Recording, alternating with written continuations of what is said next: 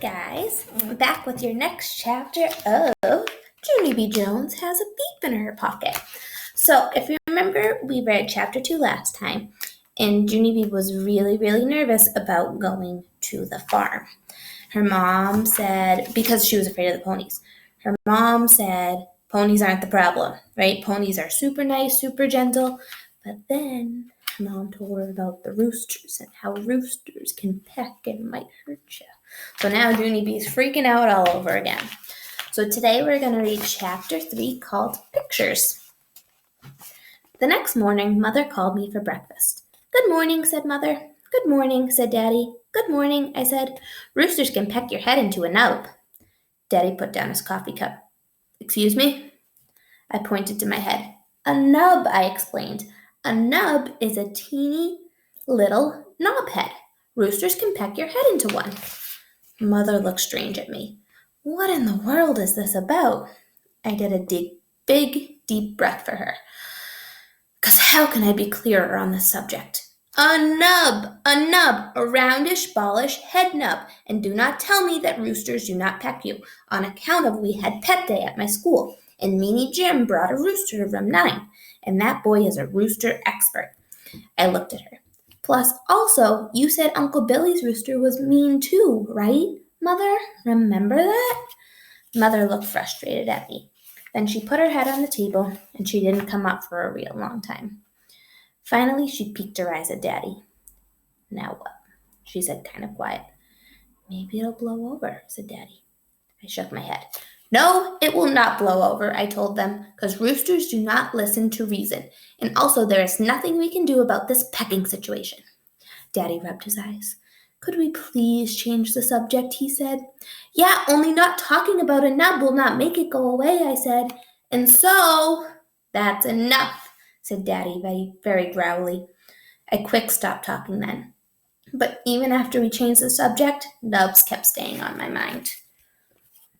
And there's Junie B. Her mom and dad do not look very happy with her. That day at school, Mrs. told me to draw a picture about our trip to the farm. She said to make it a colorful picture of what we wanted to see there. I drawed and drawed, plus I also colored and colored. Then when all of us got done with our pictures, we sat our chairs in a big circle, and we told each other about what we drew. My bestest friend named Lucille went first. She drew a picture of a pink flamingo. Flamingos are my favorite animal, she said. That's because pink is my favorite color, and flamingos are pink, and I have a pink dress that will match them perfectly. So that is the dress I will be wearing on the field trip. She wrinkled her nose real cute. Pink brings out the natural blush of my complexion, she told Mrs. Have you ever noticed my satiny smooth skin? Mrs. looked and looked at that girl. You're a fascinating child, Lucille. But I'm afraid there aren't any flamingos on the dairy farm, she said. Lucille looked surprised. So where are they then? She asked. Well, flamingos can be found in a lot of places, said Mrs. South America, for example. Lucille shrugged her shoulders. So fine, we'll just go there instead. Mrs. said for Lucille to please sit down. Just then, Polly Allen Puffer springed out of his chair. Look, teacher, I drew a catfish, he said. See his whiskers? My brother said catfish whiskers are so sharp they can slice your finger to the bone. Mrs. made a sick face. Yes, well, thank you for sharing that, Polly Allen. But we're not going fishing. We're going to a farm, remember? Polly Allen Puffer looked upset. Yes, but my brother said there's lots of catfish farms around here, and so that's the kind of farm I think we should. No, Polly, no, said Mrs. We're just going to a regular plain old farm with regular plain old farm animals. Polly Allen Puffer did a mad breath, and then he said the word big whoop. After that, Polly Allen Puffer had to stand in the hall. Mrs. did some deep breathing. Please, children, please. Did anyone in room 9 draw a picture of a regular farm animal? Anyone at all. That's all I'm looking for here. Just a regular old farm animal.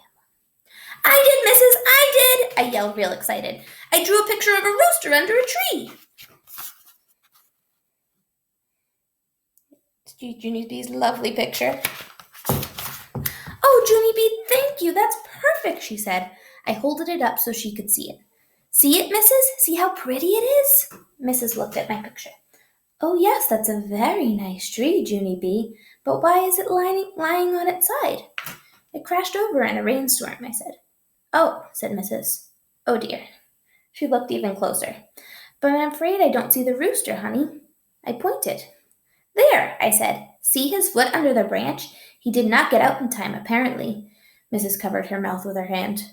Just then, a girl named Charlotte hollered, I hate that picture! It's a terrible picture! I crossed my arms at that girl.